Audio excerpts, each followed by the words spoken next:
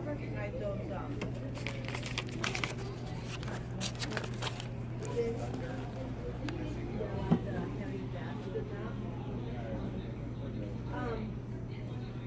well, you know, we went out to my parents' house, and I told my mom, I said, Mom, I have to bring my puppy out. I don't know how he's going to do it. I said, you know, Southern Nevada Health District Environmental Health Division, third quarter. Better register for the meeting and trainings. All are welcome to attend this open meeting. Register for the meeting. Free food safety training. All right.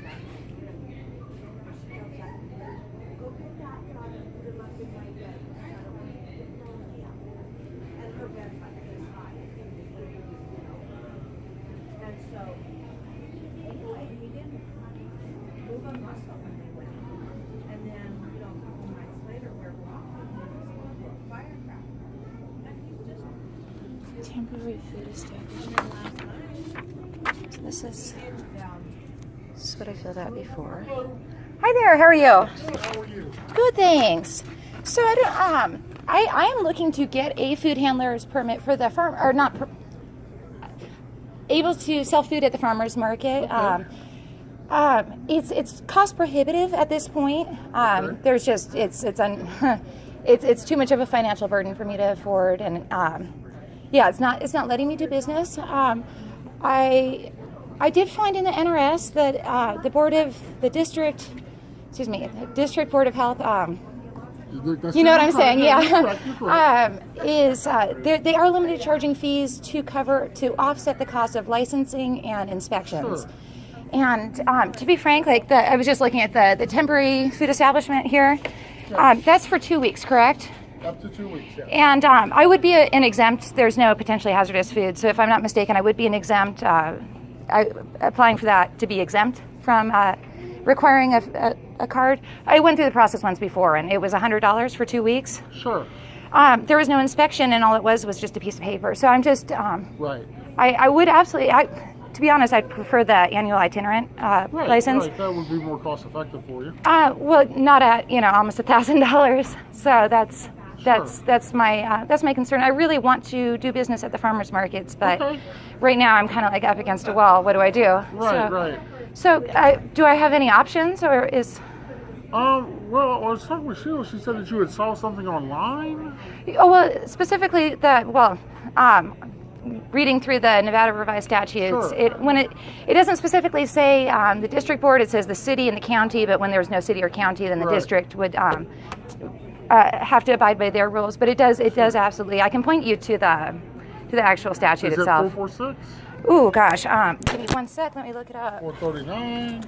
I've got it over here. It is 439.360. Okay. Yeah, But they'll that's the establish county. reasonable fees, and okay. Yeah, That's how it's set up. Do you want to read? You want me to read you the exact language? If you want to, sure. Yeah. Yeah, there was a lot to dig through. Right. I really just want to do farmers markets, and with no potentially hazardous foods, I just can't see how. Sure. I think we have a variety of permits that we can do at the farmers markets. And you're just doing the farmers markets? Well, I would like to do First Fridays too, if that's. So you would need an annual permit. Exactly. That's how I was looking at that. That can get you into all the permits. Yeah. So just a couple while the weather's nice, and then the rest would just be farmers markets. Sure. Sorry, I just got onto your Wi-Fi. All right. Here we go.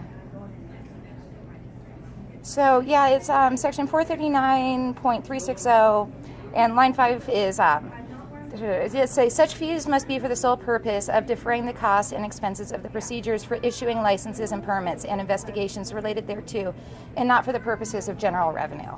Sure. Yeah, that makes sense. Yeah. So I was just I don't know if I don't really know what. Where do we go from here? Right. So you need a permit, but what I'm hearing is it's too expensive. I'm trying to think Yeah. how I can help you. What I was going to do is just do a Freedom of Information Act request for actual, like, how many trips out to the farmers markets and how many licenses were issued in 2017, and just go by last year's numbers to come up with a reasonable figure. To be honest, like, I think anywhere between $20 and $50 would work, but if not 1,000, 500, 600, 700,000, whatever it is for the itinerant or for low risk, basically. Like, all you're checking for is a hand washing station, if I'm not mistaken. No, there's more to it involved in that, and then there's behind the scenes. There's this conversation. There's the lights, all that type of thing. Well, that's not included in fourth. It is because when we operate, the lights have to be on. I have to have an admin here. I have to be paid. Everyone in here has to be paid. It did say specifically, such fees must be for the sole purpose of defraying the costs and expenses of the procedures for issuing licenses and permits. Sure. And I don't know, paying your power bill, like, that's not for the sole purpose of defraying the costs and expenses. You do get federal funding, so I think that's why that law. No, we don't. Not EH. We run on the fees that we issue. That's the only source of revenue that we have. The Southern Nevada Health District doesn't get funding from the federal government? The Southern Nevada Health District does not get funding from the federal government as such. We do have grants and things of that nature. $749,000 last year, annually. $749,000 in federal money. Yeah, it's Well, someone who can't afford $1,000 for a health permit. I understand that, but I mean, understand that EH, we run at a deficit, so we have to have. But it says not for generating revenue, like specifically in the law. We're under our revenue. What we spend more than we bring in. I know revenue counts as revenue, even if you're end of the year at a loss. Sure, but what I'm saying is, right now, our expenditures are more than the money we bring in. Oh, I understand. Me too. That's why I want to do farmers markets. Right. Yeah. And what you're saying is really, I mean, these fees are set by the Board of Health. It's really above my head. I can't just change fees. Okay. So I'm trying to think of what I can do for you. Yeah, I'm open to alternatives, outside the box solutions. Or if you can, I don't know, tell me who I should talk to at the Board of Health, because I have yet to review those meeting notes or anything where it was cleared that we could charge $1,000 just for someone to if I wanted to do markets and a few First Fridays. So. With no potentially hazardous foods. Right. Well, you could apply for an exemption. I did, and I was charged $100 for that for 2 weeks. But that's for a temporary event exemption. Maybe you could get an AI and ask for an exemption. What's an AI? An annual itinerant. That's the permit. Oh, okay. $1,000 permit we were talking about. Yeah. And it's not $1,000 annually. It's $1,000 for your first year and. The plan review meeting. Plan review meeting. So right. Plan review approves those exemptions. You can call them and ask if they would be willing to do that. I don't think we've ever done that, but we might be able to do that if you're smart. But the 333 office, it's been phone tag all day yesterday, and I can't get through to anyone. So.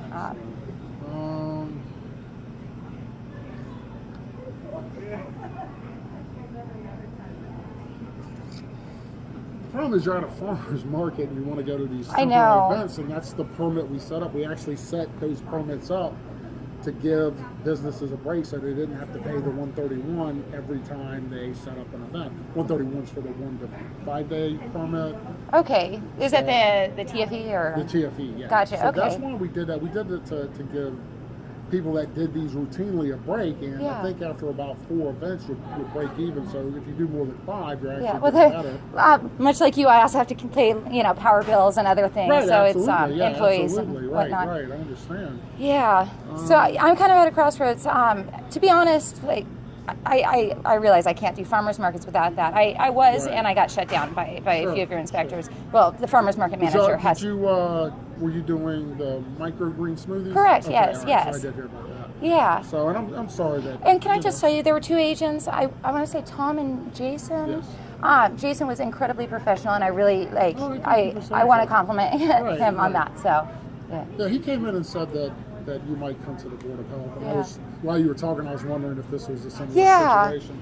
Is that the meeting? Is that this one here? Yes. Okay, all right. I took one of the flyers. Every third Thursday, starts at 8:30. Okay. There's 2 public comment sections. The first public comment section has to be specific to items on the Yeah. agenda. This won't be on the agenda unless we're doing fee increases, Right. which we are considering Yeah. this year.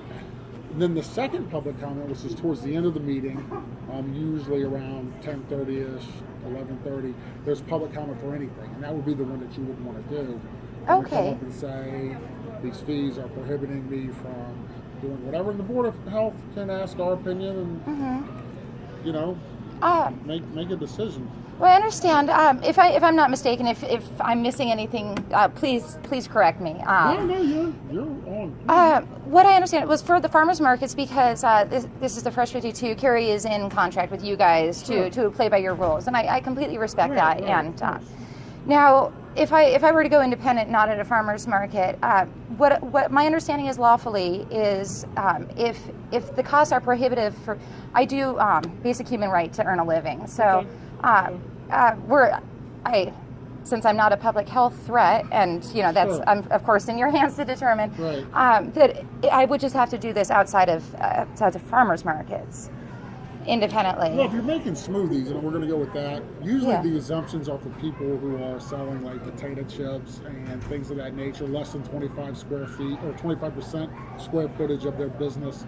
So if I have it is. I'm a farm predominantly, so it's yeah, but because you're handling food, that does introduce a risk. Yeah, of course. So you would probably need a permit for that. So.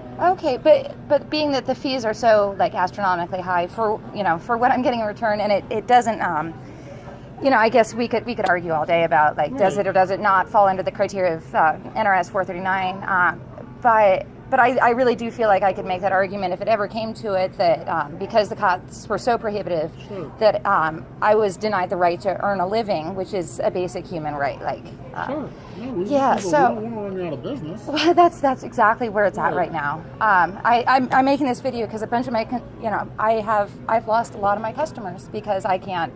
I lost money on Sunday, and I don't know. I already had to lay off all my help, so. Not lay off, suspend, I should say. Suspend. Yeah, because I can't pay my bills. So it absolutely is affecting me, and that's why I'm here, and that's like, I'm pretty passionate about this, and I really just want to get my smoothies going again. That's all I'm after, so I'm totally open to alternatives. It's just because of the venue. If there was another alternative, if it wasn't a monopoly, then it would make things a lot easier. If I could just, if there was some competition in the marketplace where I could go to this inspector instead, who's less expensive. But since I can't, I kind of, I don't know. I'm up against a wall. And thank you for your time. I appreciate it. I just can't think of another permit that we have. That's going to be. We don't have a $25 permit. We just don't have that. The annual itinerary. If you just did farmers markets, the annual itinerary at low risk, which I think you would fall in that category, would be a little bit cheaper. I'm not sure. It is. It's I did the 333 office just gave me the numbers. Would you qualify as a nonprofit? No. That'd be nice, but yeah. I can lie if you guys want me to. Three paperwork. Thank you. Right. Yeah.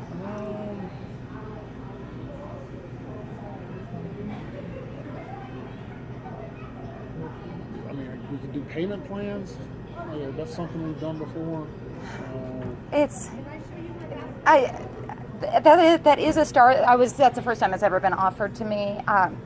It really just at the end of the day, like I have to stand by what the authority of the health district is by law, and and not you personally. It's it's way above you, I'm sure. But well, it is. The only say I have in the fees is when I go vote. That's my only recourse. Yeah. What they tell me I have to charge, that's what we have to charge. And what would you tell me? I mean, as citizens, you're Nevada resident, I assume. What the legislature puts forth is what I have to follow. That's kind of where I am. The Board of Health is the appointed people. They've approved this fee schedule.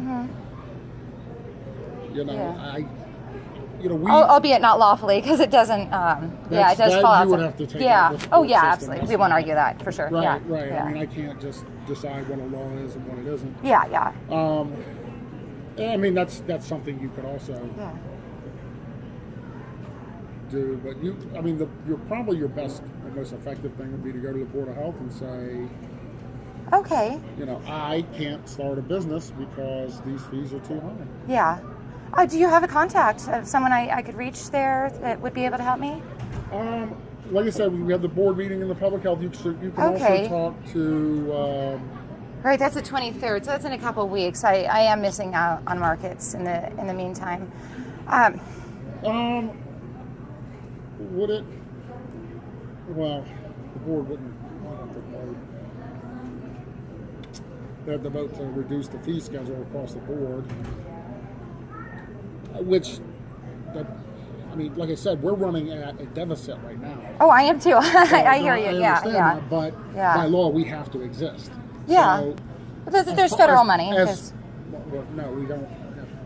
We, EH, doesn't have federal money. Does the Southern Nevada Health District not? We, as EH, don't have federal money. We have to cover our costs. Yeah. It's what you pay in your permit fees. So the federal money has to go. It's earmarked for specific vaccines for orphans or whatever it happens to be. I don't. Okay, yeah, not a drug quote. Those type Yeah. of things. That's what the federal money goes for. Is certain things. When we get a grant, we have to spend that on what the grant is. If we don't, that's illegal. Yeah. So EH, we don't get any type of grants. We have a couple grants for certain things like outreach to the community, our social media campaigns and all that. $2,000-$3,000 annually. Our budget is about $21 million. We bring in about $20 million. So that's kind of where we are as an agency. So, and I understand that, you know, as a business, you run into the same difficulties we do, but the Board of Health, who makes the rules, they have a mandate to have us here, and, you know, if they lower your costs, we'll have to raise costs somewhere else. We've looked at that before. The community did not have much of an appetite for that last year. We actually, you know, wanted to charge more money for places that were more labor intensive, and that got shot down pretty fast because, like you, they came to the Board of Health and said, you know, this is an outrage and how can you raise it? So everybody wanted to keep the things the same way they are.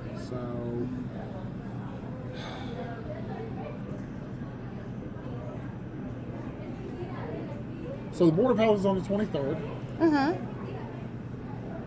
And you want to operate this weekend. If possible. Ideally, so, you know, I lose customers every week that I'm not there, so. All right. What's this week, Sheila? What's this weekend? This weekend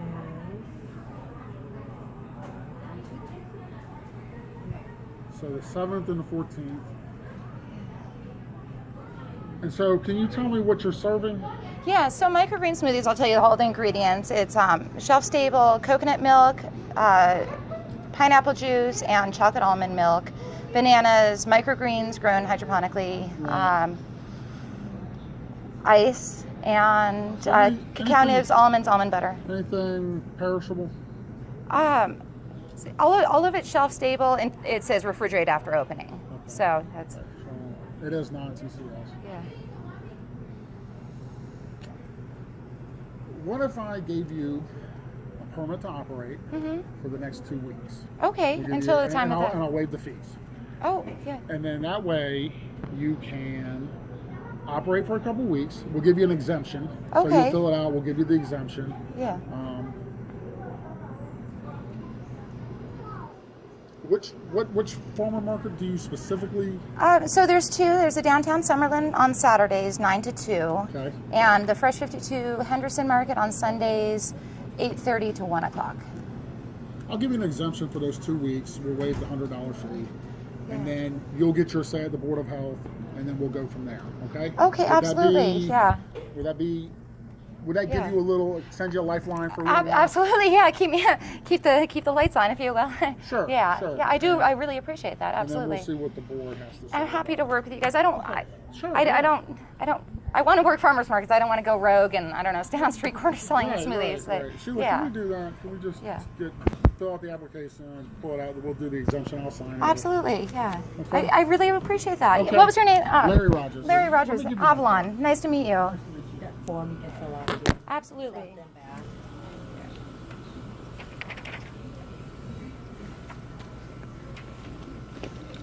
Okay, there's my card.